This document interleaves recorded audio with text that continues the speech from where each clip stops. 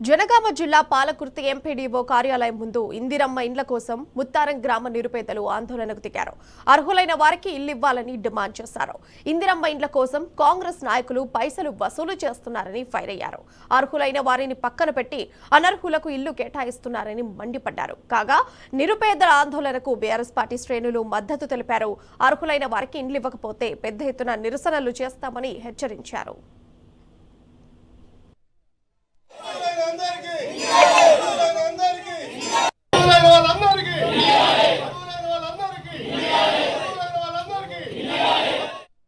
మాకు ఇల్లు లేదండి, భూమి లేదు, గుంట భూమి లేదు, జాగ లేదు, మాకు రైతు బంధు కూడా లేదు, మాకు ఏది లేదు. మా ఆయన పెద్ద మనిషి, నాకు భోజగాలు, నా కోడల్ని నా కొడుకు పేరు పెట్టిన ఇల్లు వచ్చిన పేరు దాన్ని రద్దు చేసేసారు. ఇంట్లో కూడా ఫోటో తీసుకొని పోయిర్రు. మా కోడల్ని కొడుకును ఇల్లు మొత్తం ఫోటో తీసుకొని పోయిండ్రు. పెద్ద ఆఫీసర్ వచ్చిండు, తీసుకొని పోయిండు.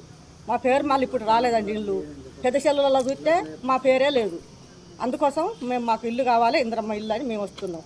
ఫస్ట్ లిస్ట్లో మాకు పేదోళ్ళకి అందరికీ ఇండ్లు వచ్చినాయండి. ఇండ్లు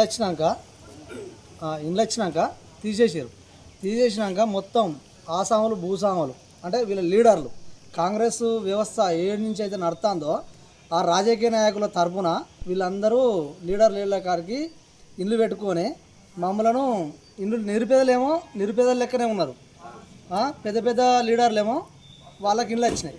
అంటే కమిషన్లు మేము ఇవ్వలేం కావాలి, మాకు పేదోళ్ళం కాబట్టి కమిషన్లు ఇవ్వలేక కమిషన్లు అడిగితే మా దగ్గర లేవండి, మేము ఇవ్వలేము, వ్యక్తిగతంగా మా దగ్గర ₹1 లేదు, అదే గవర్నమెంట్ ఇల్లు వస్తే మేమేదో రేకుల సెట్లు ఉన్నాం, ₹1 మేము బాగుతామని మేము అనుకుంటే వీళ్ళు మొత్తం కమిషన్లో కకృతి పాడి మొత్తం లీడర్లు 100% బొమ్మగాని భాస్కర్ ఇంకా వేరే సభ్యులు ఉన్నారు, వీళ్ళ త్రో నడుతుంది.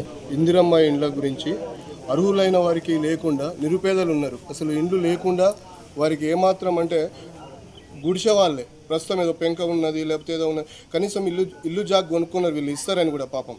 అలాంటి పరిస్థితుల్లో ఇందిరమ్మ కమిటీలను వేసి ఆ కమిటీలు ఏదో షోపుటప్ చేసి ఇళ్లలో కూర్చొని రాసి గ్రామసభ పెట్టకుండా గ్రామసభలో నిర్ణయించిన పేర్లు రాకుండా వీళ్ళ సొంత నిర్ణయాలతో ఒక్కొక్కరికి 5 ఎకరాలు 6 ఎకరాలు 10 ఎకరాలు ఇట్లా భూస్వాములే పెట్టుకున్నారు, లీడర్లే ఇండ్లు పెట్టుకున్నారు.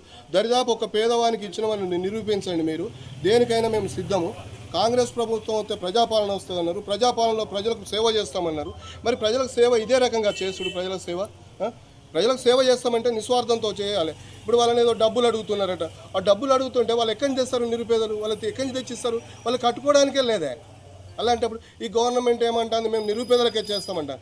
ఈరోజు మీ విలేకరుల సమావేశంలో, మీ పత్రికా విలేకరుల సమావేశంలో మీకు ఒక లిస్ట్ ఇస్తాం, మీరే ఎంక్వైరీ చేయండి. ఒక ఆఫీసర్ని తీసుకొచ్చి లేదా మీరే వస్తారా విలేజ్కి వచ్చి ఈయనకు భూమి ఉందా, ఈయనకు ఇల్లు ఉందా అని ఎంక్వైరీ చేసి ఉన్న వాళ్ళని తీసండి.